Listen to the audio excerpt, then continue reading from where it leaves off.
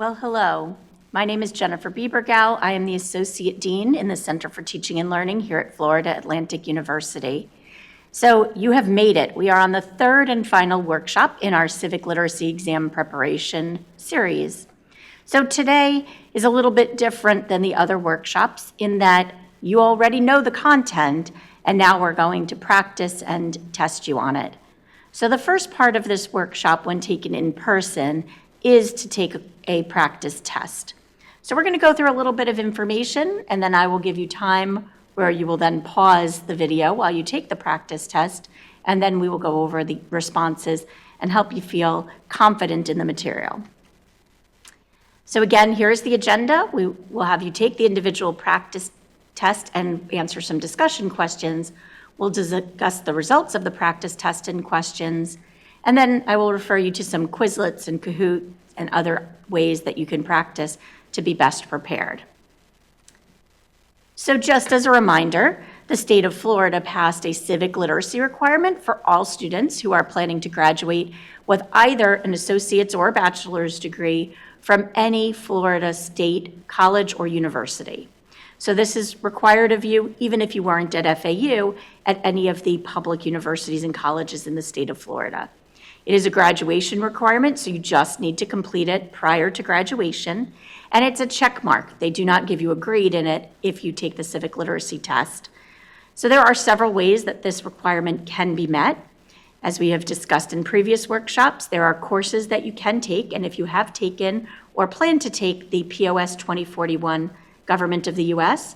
or the AMH 2020 U.S. History since 1877 courses, then that would satisfy the requirement.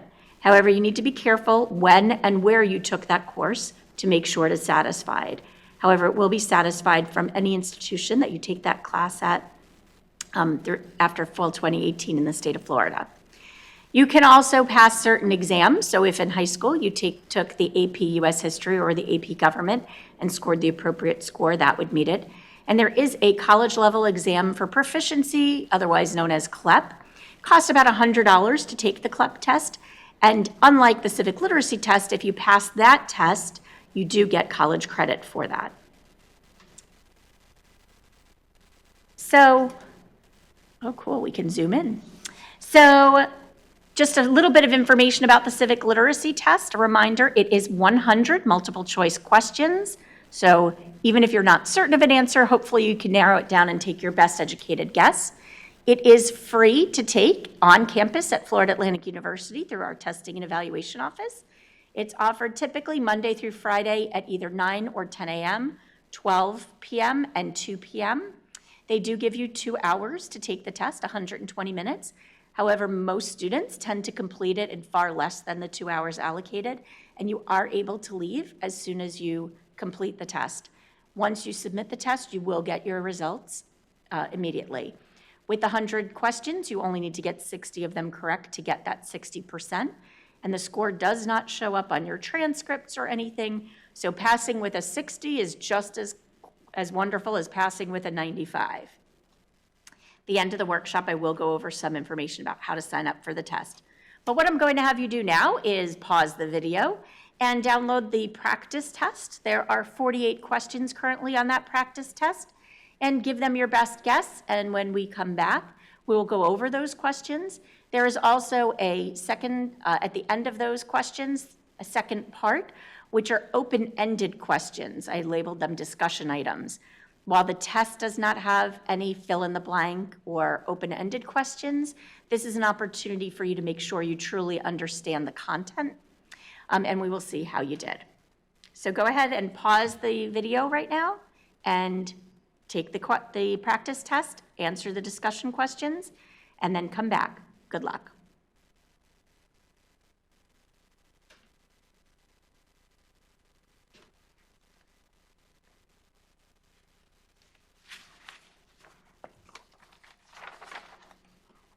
All right, so welcome back.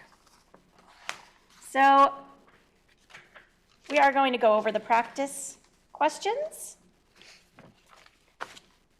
The first question that was asked is, the U.S. Constitution does all of the following except. So the correct answer to that is B. the Constitution does not define what states can do. We know what states can do based on what is not in the Constitution. So the Constitution outlines what the federal government can do. It sets up the structure of government, and then it protects basic rights of Americans through the amendments in the Bill of Rights, but it does not outline what states can do. So that was how our government was set up, that the only rights for the federal government are those that are specifically outlined in the Constitution or those that are necessary and proper for the federal government to do their business. All other rights belong to the states. Question 2, the First Amendment gives the following rights except, and the correct answer to that is D. It does not give the right to vote. The First Amendment deals with all areas of freedom of speech and freedom of how you present yourself. So you're presenting yourself through your religion. So we remember the Free Exercise Clause, which says that you can exercise, you have the right to exercise and practice any religion that you choose or no religion at all. The First Amendment also allows for the right for assembly and the right to petition the government, along with other things like the rights for speech, both symbolic speech, spoken speech, written speech. It does not give the right to vote. And we'll talk later about all of the amendments that deal with the rights dealing with voting. How many amendments are there currently to the U.S. Constitution? The correct answer is C, 27. Question 4, freedoms not outlined in the U.S. Constitution were outlined in, the correct response is B, the Bill of Rights. So the Bill of Rights were the first 10 amendments to the Constitution.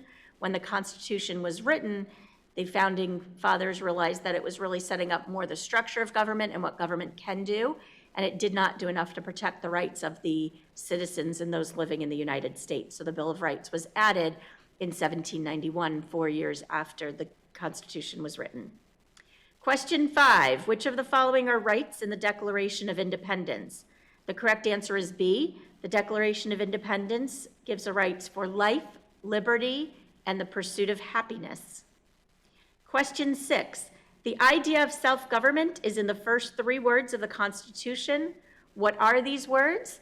The first 3 words of the Constitution are "we the people," and that goes back to the concept of self-government, that the people in the colonies, which became the United States, are given their permission for this government and this structure of government. That's an important concept.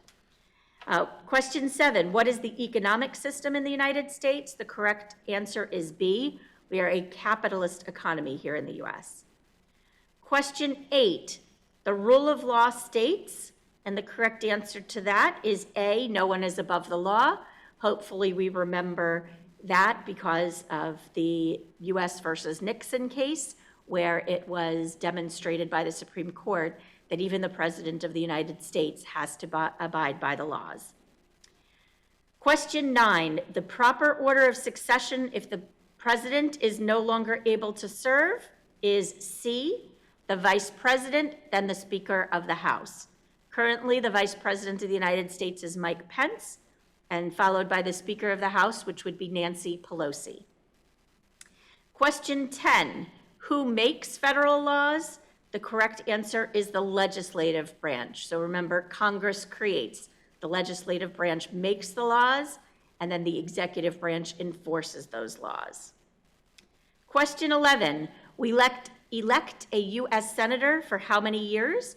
The correct answer is C, 6 years. We elect a senator for 6 years.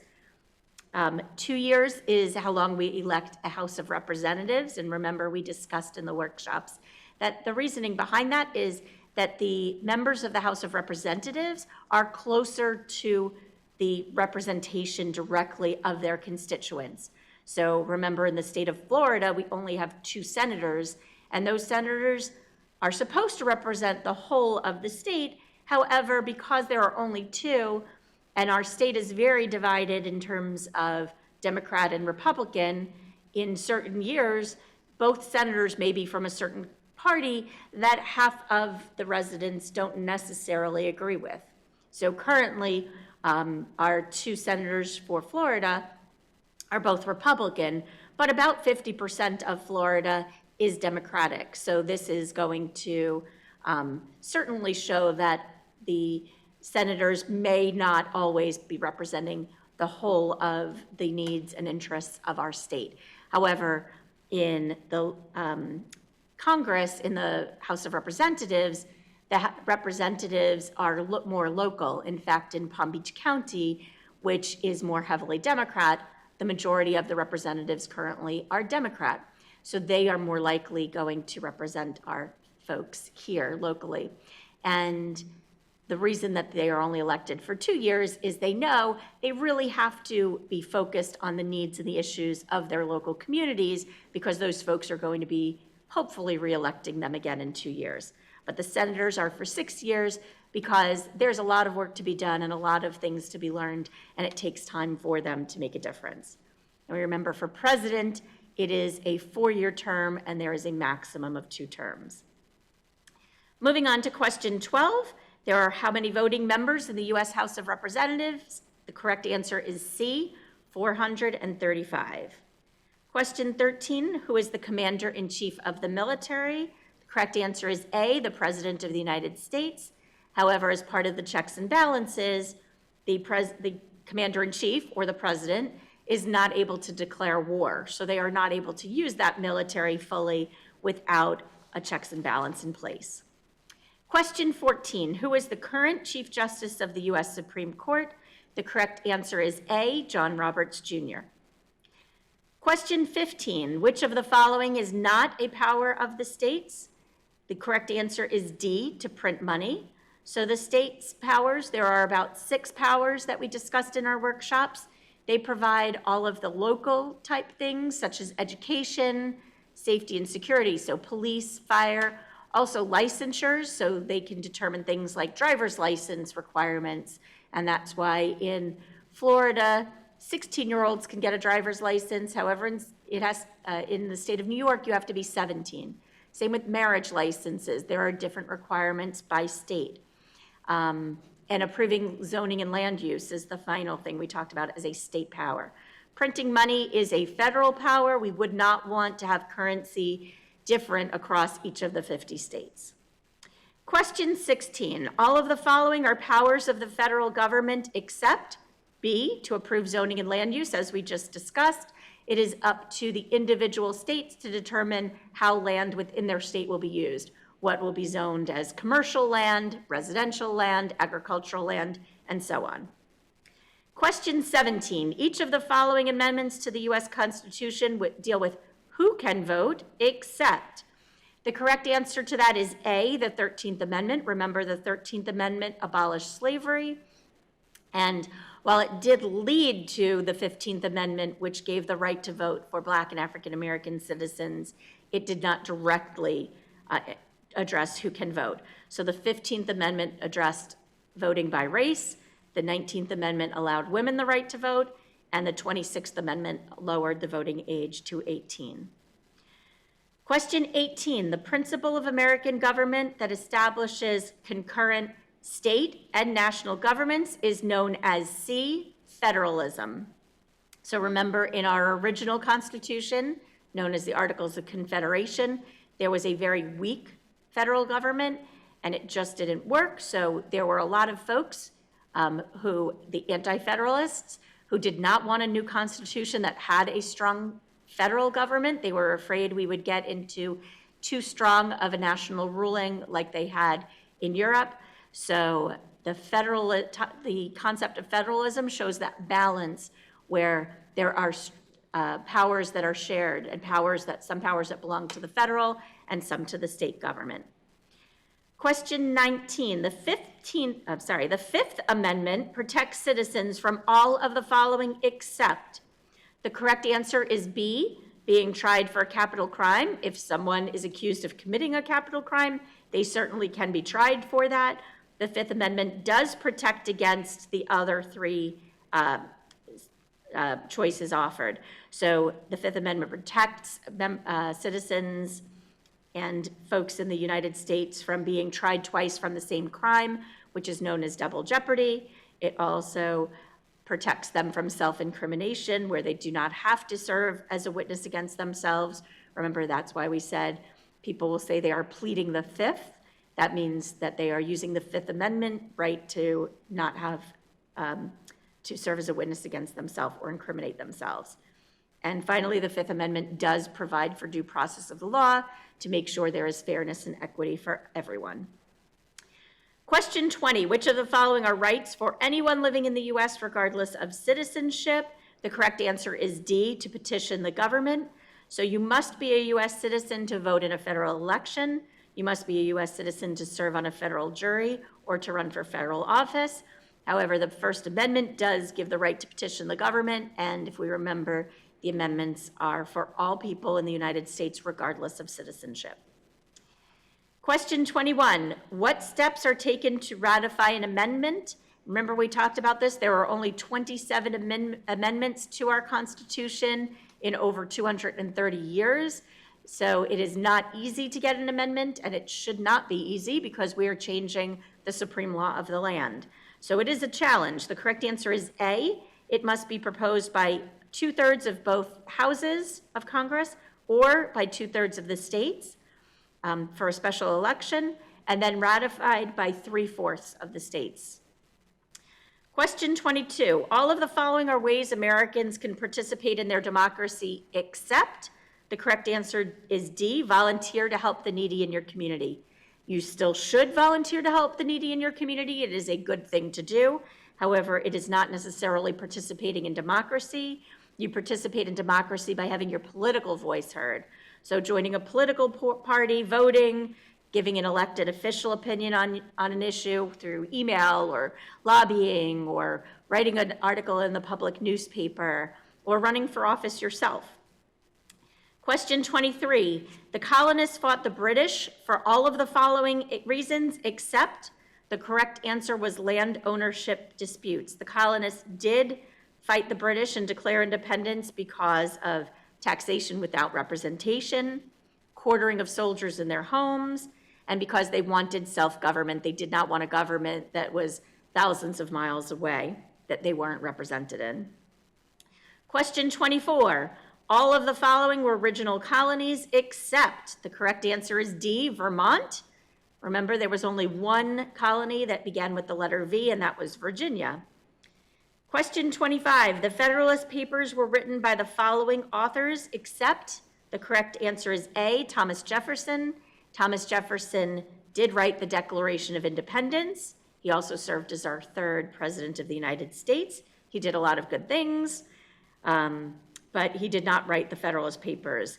If you saw the play Hamilton, hopefully you remember the authors were Alexander Hamilton along with James Madison and John Jay. Question 26. Benjamin Franklin is known for all of the following except he was not the first Secretary of State, so the correct answer is C. He was our first Postmaster General in the U.S., he started the first free libraries, and he did serve as a U.S. diplomat. Question 27, all of the following were reasons that led to the Civil War except, the correct answer is taxation without representation. That was the reason for the Revolutionary War, but not the Civil War. The Civil War focused on the economic issue and the human rights issue regarding slavery. So states' rights, do states have the right to have slaves? Is that a state right? Economic reasons, which dealt with slavery, and of course slavery was the big issue. Question 28, Susan B. Anthony is best known for, the correct answer is A, fighting for women's rights. Question 29, who was president during World War I? Hopefully you remember our trick, World War, Woodrow Wilson. The correct answer is B. Question 30, during the Cold War, the main concern of the United States was A, communism. Question 31, what part of the Constitution protects the freedom of religion? The correct answer to that is the Bill of Rights. It is in the First Amendment, the Free Exercise Clause. The preamble starts with we the people, so remember that's the concept of self-government. Article 1 sets up the legislative branch, and Article 2 sets up the executive branch. Question 32, we're getting into the Supreme Court cases. This case established the policy of judicial review. The correct answer is C, Marbury versus Madison. You notice one of the cases there we did not even discuss. It is likely that if we did not discuss it, it is most likely not the correct answer. But the correct answer for that, for judicial review, was Marbury versus Madison. Remember, this is when there was a transition in power from the second to the third president, John Adams to Thomas Jefferson. Adams had, right before the end of his presidency, appointed all of these judges and judicial magistrates and justices of the peace. It was rushed through a Senate confirmation hearing. They were approved, but a couple of them did not have time to get sworn into office before Jefferson took on the presidency, and Jefferson tried to block that. So it went to the Supreme Court, and the Supreme Court said that the Constitution is the supreme law of the land, and that the Supreme Court has the right to decide whether things are in violation of the Constitution, otherwise known as judicial review. Question 33. This case ended segregation in public schools. The correct answer is B, Brown versus Board of Education. If you remember, A, Plessy versus Ferguson, said that separate but equal was okay. That was with the Louisiana Railroad Car Act, the Separate Car Act, which allowed the state to require separate cars for whites and non-whites. And the Supreme Court said separate but equal was okay. And that was overturned in Brown versus Board of Education, where they said separate but equal is not okay, and it began the end of segregation in public schools. Question 34. This case advocated for free speech in schools in the form of an anti-war protest. So hopefully you remember that anti-war protest was against the Vietnam War, and the Tinkers wore black armbands as a symbol of their disagreement with the war. So the correct answer is A, Tinker versus Des Moines. And we remember our symbol, the letter T, for our two cases that dealt with symbolic speech, Texas versus Johnson, which dealt with the burning of the US flag, and Tinker versus Des Moines, which dealt with the black armbands as a symbol. Question 35. This case guaranteed certain rights for individuals being arrested. The correct answer is Miranda versus Arizona. So we remember Miranda versus Arizona was the first case we looked at, looking at the rights for people being arrested. In Miranda versus Arizona, Miranda was not told what his rights were, and he gave a lot of information during questioning that both incriminated himself, and he did not know that he could have requested a lawyer be present for his questioning. So that is the M for Miranda. That's you have the right to remain silent. Anything you say can and will be used against you in a court of law, and you have the right to have an attorney present. And if we remember, we turned that M upside down for Gideon versus Wainwright, which said if you cannot afford an attorney, one will be provided for you. Question 36. This decision allowed for women to have abortions, and the correct answer is A, Roe v. Wade. Remember, this was in Texas, and it said that no state can have a law prohibiting first trimester abortions. See what happens when you're in the middle of a semester at the university. Question 37, in Plessy versus Ferguson, the Supreme Court ruled segregation was C, legal as long as facilities were equal. And again, that was a separate rail car act. Question 38, we just talked about this case. Flag burning is protected by free speech in the case Texas versus Johnson. And that's, while it might not be cool to burn a flag, it is a symbol of speech and protected speech according to the First Amendment. Question 39. In this case, the courts found that public prayer and Bible readings in school was against the Constitution, and we remember our upside down V, otherwise known as our prayer hands. So that will hopefully help you decide that it was Engel versus Vital. Question 40. Schools only need reasonable suspicion, not a warrant, to search students. This is necessary to provide a safe learning environment, and this was the finding in the Supreme Court case, New Jersey versus TLO. If you remember, in this case, a young woman was under suspicion of having smoked in the bathroom.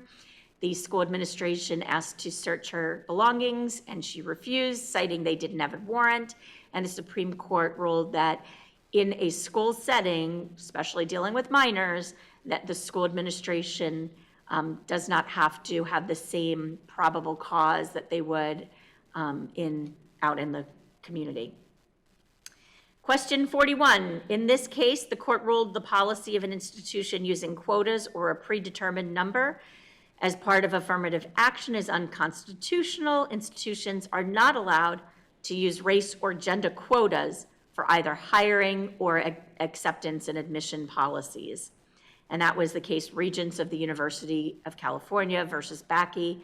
If you remember, Ellen Bakke was a white male, and he did not get into the med school at the University of California, Davis, while there were other folks who had lesser academic credentials, but because they were in an underrepresented race in that school, they were admitted. Question 42 was during World War II, the Supreme Court ruled that relocation of Japanese American citizens to internment camps was constitutional for the safety of the overall American people, and that case was Korematsu versus the United States. Question 43, in this 1857 ruling, slaves were declared property and not citizens, and it nullified the Missouri Compromise. The correct answer is A, Dred Scott versus Sanford. A dreadful decision by today's standards. In question 44, again, we are looking at Tinker versus Des Moines. Tinkers were suspended from school for wearing black armbands, B. That was their symbolic speech. Question 45, which lessons did future U.S. leaders learn from the 1974 Supreme Court case U.S. versus Nixon? And the correct answer is A, the president is accountable for obeying the laws, and that is the concept of rule of law, which states no one is above the law. Question 46, states must pay for public defenders as a result of which U.S. Supreme Court case? Now remember, we talked about Gideon versus Wainwright, which said that if you cannot afford an attorney, one will be provided for you. Correct answer is C, Gideon versus Wainwright. In that case, Gideon was accused of a crime. He asked for an attorney when he was told that he had the right to an attorney because he could not afford one. And they said that if he couldn't afford one, he could not have one. He acted as his own attorney and did a terrible job of it and was thus sentenced to prison. And from prison, he worked on his own to appeal his case. And the Supreme Court case realized that it was a violation of equal protection rights, really, because the people who could not afford an attorney were going to be your lower socioeconomic and often your underrepresented minorities. Question 47, evidence that is illegally obtained by the state may not be used against a defendant in court. That was the finding in C, Mapp versus Ohio. If we remember, Mapp was in her home and the police got a tip that she was harboring a suspect. They went to her home. She asked to see a search warrant. They did not have one. They came back later and pretended to have a search warrant, and they found pornographic materials in violation of Ohio law when they searched her home. So she was convicted of having these pornographic materials, and she appealed it, and the appeal overturned it. The Supreme Court case said that evidence that is found through an illegal search is not allowed to be used. And finally, question 48, which of the following has a requirement that all males in the United States, including immigrants between 18 to 26, register? And that is with the Selective Service, D. So the Selective Service was put in place after we were unable to have enough people to serve in the military during war times, particularly during the Vietnam War. So the Selective Service is only required of males at this time, 18 to 26, and they register so that if a draft were ever put into place, the United States would have a way to get folks. So hopefully you did really well on that and feel super confident. We are going to actually now go back to looking at some things. So if you look at the presentation that is downloaded, there are some links to some Quizlets, some other practice tests, a couple of Kahoots that I made up. One is on founding of U.S. and structure of government. It is 15 questions. There are 10 questions on landmark Supreme Court cases, so have a little fun practicing and feeling good about it. There are a couple of other Kahoots that are here on some of the study guides. Some of the questions are not quite as relevant, and a couple of them I don't necessarily agree with the answers but I think mine are awesome. So try those. Review the landmark Supreme Court cases. Make sure you feel confident in each of those. And we're going to go over some discussion questions in a minute, but I did want to take a moment to show you how to sign up for the test if you have not already done so. So you would go to this site, www.fau.edu/testing. And it says right here, register for your exams online. And you can either click to register or read down, and there are several places to register on that site. Under register for your exam, you go to the civic literacy test and click register. It gives a lot of information about the test, other ways that you can satisfy the requirement like we talked about. The civic literacy test, you need a 60 to pass. It gives rules and information about testing in the testing center. Most importantly, that you must bring an identification in order to take the test. They do allow you to take your OWL card, military ID, driver's license, any state ID, passport, but they will not allow you in without your ID. You also are not allowed to bring hoodies, sweaters, jackets, or other outerwear, so make sure that you are dressed appropriately, and they won't allow you to bring really anything in with you. They do have lockers available. So once you're familiar with that, you are going to select your campus, the Boca Raton campus. You choose your group, which is the civic literacy test, and then again, you select civic literacy test. It gives an exam information about the exam. Like we talked about, 120 minutes long, although you can leave once you complete it. The location, it is in SU Building 80, which is the building next to the Student Union. It is on the second floor across the hallway from Financial Aid and the Career Development Center, as well as just across the hallway from University Advising Services. Again, it reminds you that you can't have food or drink, you can't wear a hoodie, you need ID, etc. When you select your date, so we're here today, Friday, November 1st, that we're recording this, and you can select a date. There's only 2 dates available today, but most dates, you have 3 options, as I mentioned, usually 10, 12, or 2, or some dates will be 9. Most dates are 10, 12, and 2. Some days they have a 9 o'clock testing time as well. You fill out your name, information, agree to the following, and then it will bring up information where you put all of your information, like your Z number, your address, and all of that. Make sure you add to cart and then submit it so you are officially registered. It will send you a proof, an email proving that you are registered. All right, so we're going to go ahead and go back to some questions to discuss as we wrap up. Presenter desk, there we go. Okay, so just a few more questions. If you filled out the discussion page, it's easier if I actually do this. So let me switch this.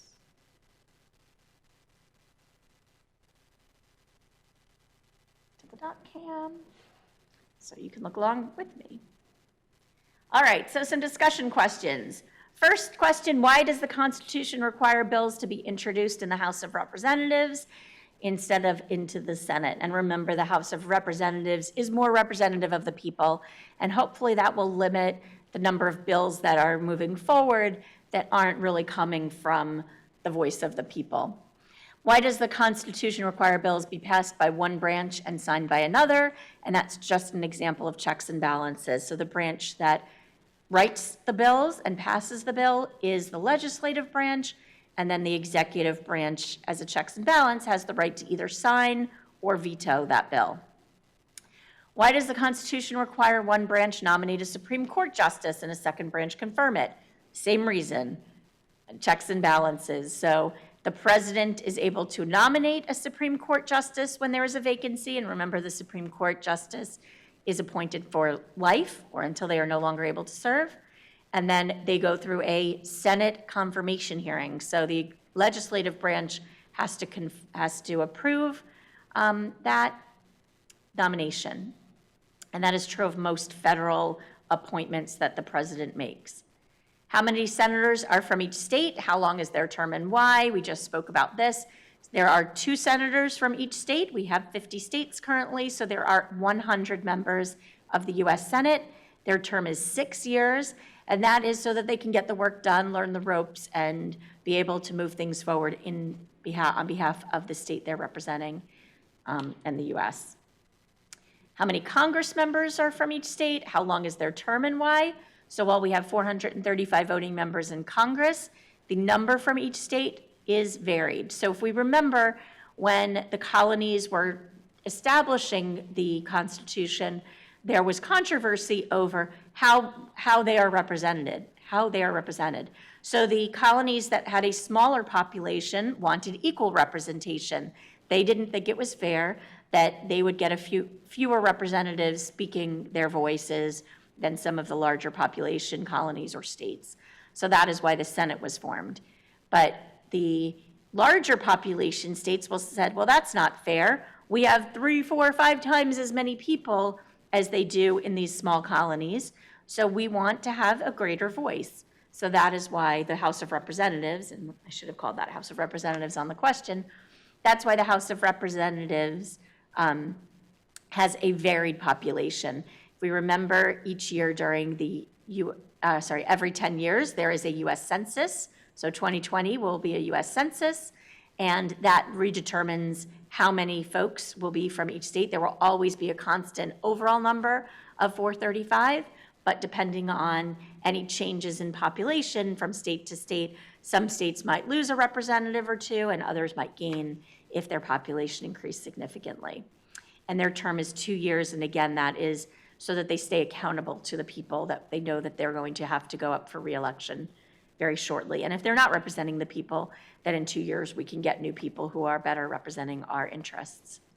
What rights are reserved for U.S. citizens only? And we talked about the 3 things for U.S. citizens: run for federal office, vote in a federal election, and serve on a jury. What are the ways citizens can get involved with government? There are a lot of them. So some examples of that are lobbying our legislative branch or any of our representatives, or even locally, you can do that with your county and city representatives. You can vote, you can run for office, you can join a political party, you can write a letter to the editor of a newspaper, or put postings on social media that help explain why you feel a certain way about an issue. There are a lot of very different ways that you can do that. What are powers reserved to the states? We talked about 6 powers reserved to the states. So education, police, fire, so protection, safety, approving zoning and land use, and licensure, so driver's license, marriage license, etc. What documents supported the Declaration of Independence, and which documents supported the ratification of the Constitution? So the Declaration of Independence, we talked about Common Sense by Thomas Paine, and that was written to try to get folks to declare independence from Great Britain. The ratification of the Constitution, if we remember, there were folks who did not want a strong federal government or the federalist system that was being proposed. So Alexander Hamilton, along with Adams and John Jay, wrote the Federalist Papers, and the Anti-Federalists were those that opposed them, but the Federalist Papers were documents in support of ratification of the Constitution. Okay, the Equal Protection Clause, that is in the 14th Amendment, and that basically just shows that the United States cannot make or enforce laws which deprive any individual of equal protection under the law, and that is typically based on things such as race, class, gender, ethnicity, ability or disability, etc. Age is another one. Some of the landmark cases, we dealt with a lot of landmark cases that dealt with this. So Brown versus Board of Education, which talked about separate but equal was not okay, and it was equal protection based on race. Roe v. Wade talked about this in terms of reproductive rights. In the case Bush versus Gore, the equal protection based on the election recount, that Bush felt that he was not provided equal protection under the law because each county had a different way of recounting the votes. And the University of California versus Bakke, Regents of the University of California versus Bakke, with racial quotas. What is the meaning of consent of the government, and which area of our government demonstrates this? So consent of the government means that the authority for the structure of government we have and to move forward the government is given from the people. Remember, we the people. So that's the self-government.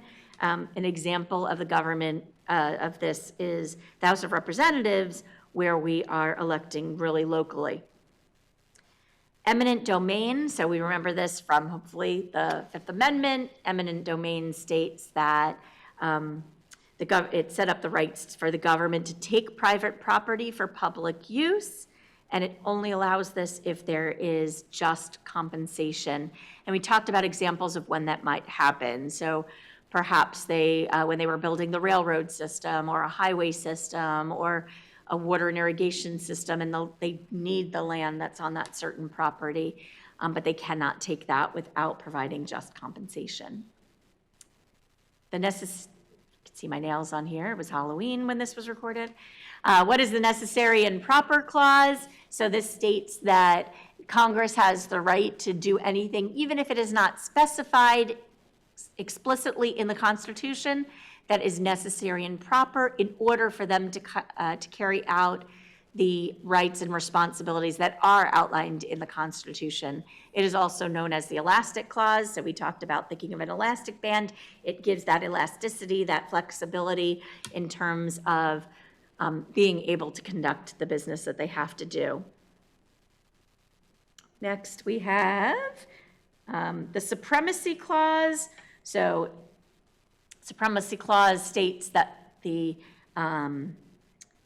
federal laws are the supreme laws of the land, and they supersede state laws if they conflict. So we remember we talked about this in Gibbons versus Ogden with the Commerce Clause, that in New York was not allowed to set up laws that would be conflicting and impacting interstate trade beyond what was done for the federal government.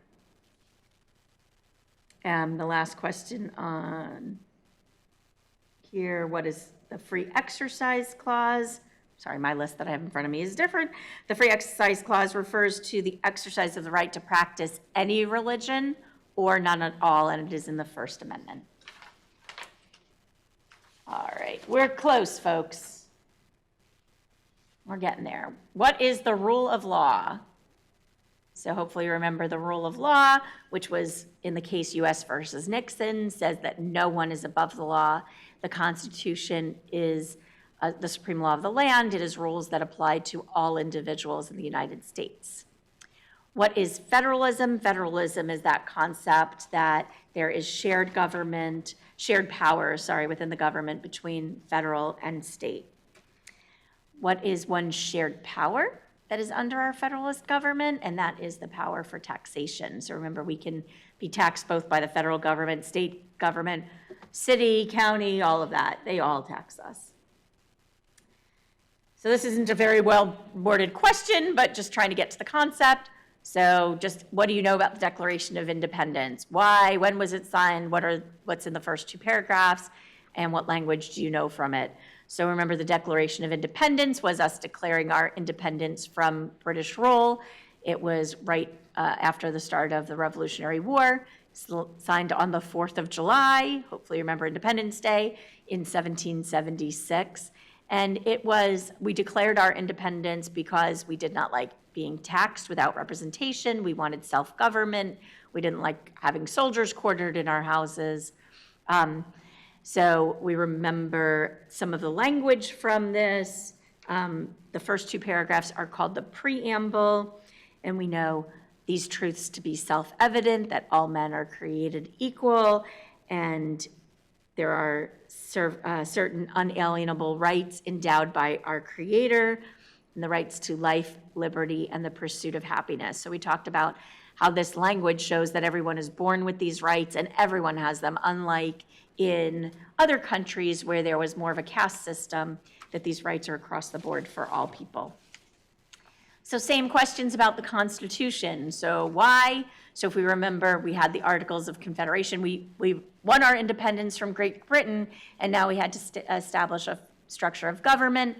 Our first attempt at that through the Articles of Confederation failed because it did not give a strong enough central government. It had a very weak central government, it gave a lot of the rights to the states, and that just was not working.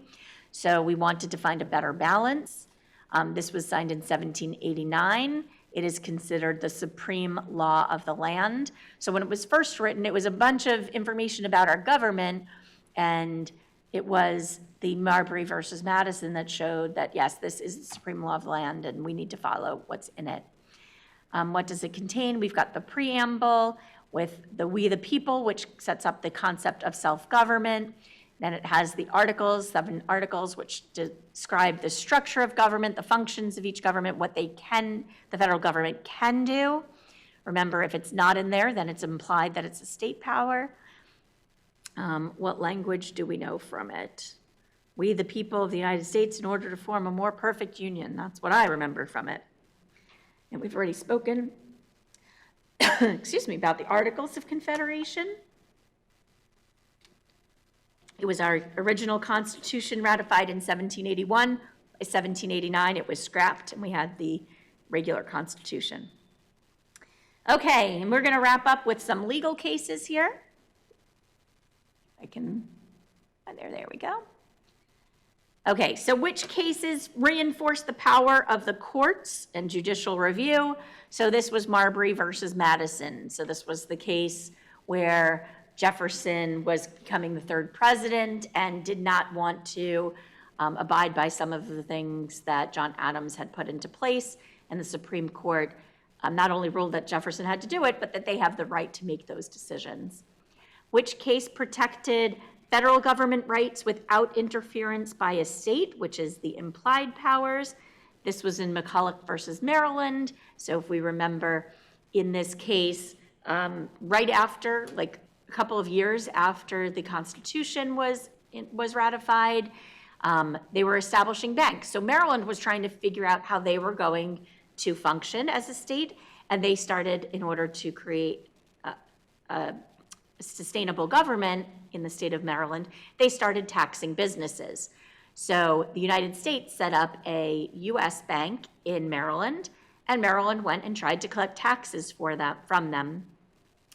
And they said, you don't have a right to operate a business on our property without paying taxes. And the Supreme Court came back and found that although the Constitution doesn't specifically say that states have the right to build a bank, that it is an implied power. Because they have the right to do things like collect taxes and print money and trade and commerce and all of that, they needed a physical way to be able to do that, which was a bank. So it gave the rights to show, because back in 1789, when the Constitution was written, they couldn't account for every circumstance. So these are implied powers, things that are necessary and proper for Congress to be able, and the U.S. government to be able to carry out the things that they are required to do under the Constitution. Next question, which cases focused on rights of students? So we had several of them.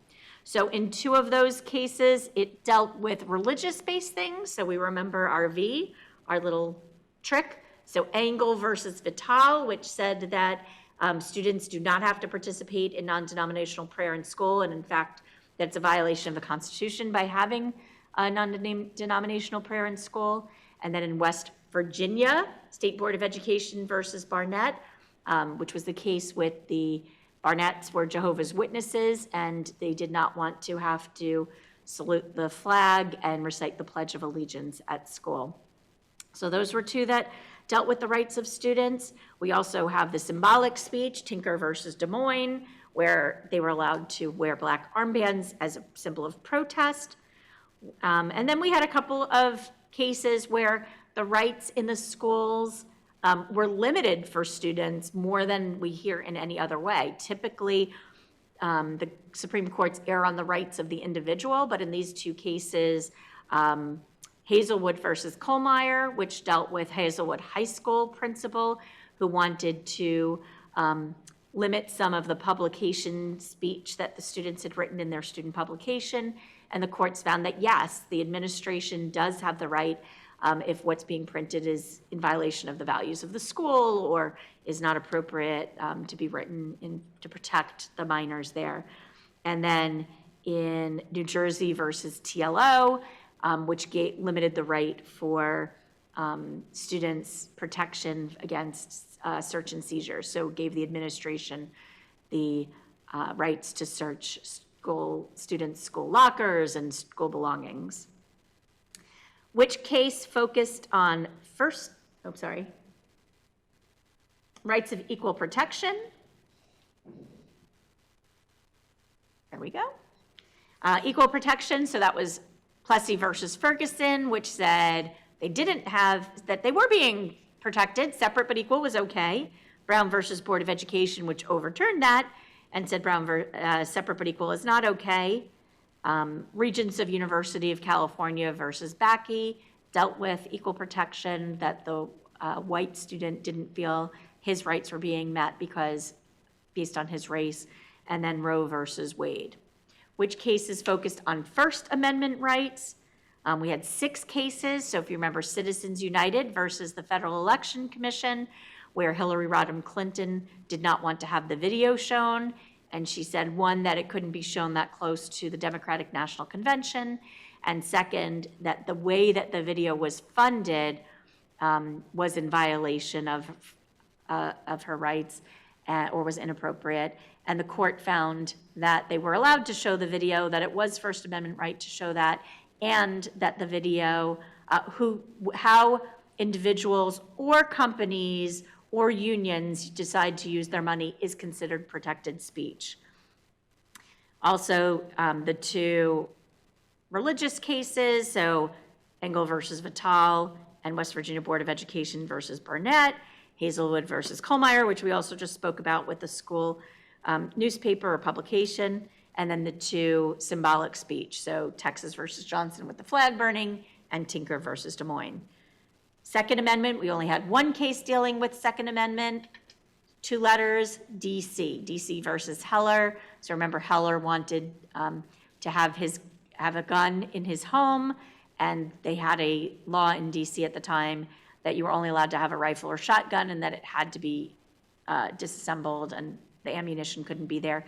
And it showed that not only could he have the gun and have it accessible, but it showed that the Supreme Court was deciding that the Second Amendment was also allowing residents to protect their basic rights. It wasn't just to establish a militia. Which cases focused on the Fourth Amendment, rights against illegal searches versus seizure? So we had 2 cases. Fourth Amendment, MAP, M-A-P-P has 4 letters versus Ohio has 4 letters. So we remember that was the home where the police officers pretended to have a warrant when they went back. So that case was thrown out because of illegal search and seizure. But then in New Jersey versus TLO, in a school setting, search and seizure was a little bit more lenient. The next case, Sixth Amendment right to an attorney. So Miranda versus Arizona said you have the right to an attorney. And then Gideon versus Wainwright said, if you cannot afford an attorney, one will be provided for you. Couple more here, guys. Last 2. Which case focused on interstate trade? Interstate trade was Gibbons versus Ogden. So remember, in the New York Harbor, in between New York and New Jersey, New York they set up almost a monopoly there on the trade. And then in New Jersey, they wanted to have their trade. And this focused on the Commerce Clause of the Constitution, which said the U.S. government has the right to determine what is appropriate for interstate and interstate commerce. And finally, which case focused on implied powers of the U.S. Constitution? That is McCulloch versus Maryland. We just talked about the banking, that even though the U.S. Constitution doesn't specifically state that the government has the right to set up banks, it is part of the necessary and proper clause, an implied power. They need it to do business. So that was a lot of information. I appreciate you being with us and participating in these workshops. I wish you the best of luck as you take your civic literacy exam. I know that you have the information, you will pass it, not only with the 60, probably with even far more than you need, but just relax, take a deep breath. The worst thing that could happen is you don't pass it, and you could take it again even as soon as the next day. It is free and you will do well. I thank you for watching. If you do have any feedback on any of these workshops, I encourage you to email me. Our email is stay@fau.edu. That is, we want you to stay in school. So stay@fau.edu. Tell me what was helpful in the workshops. Tell me what we could change and would be more helpful for you. And finally, send me that exciting note that you passed the civic literacy test. And once you've taken it, if there's anything else that I could have done in these workshops to better prepare you. Thank you and have a great afternoon.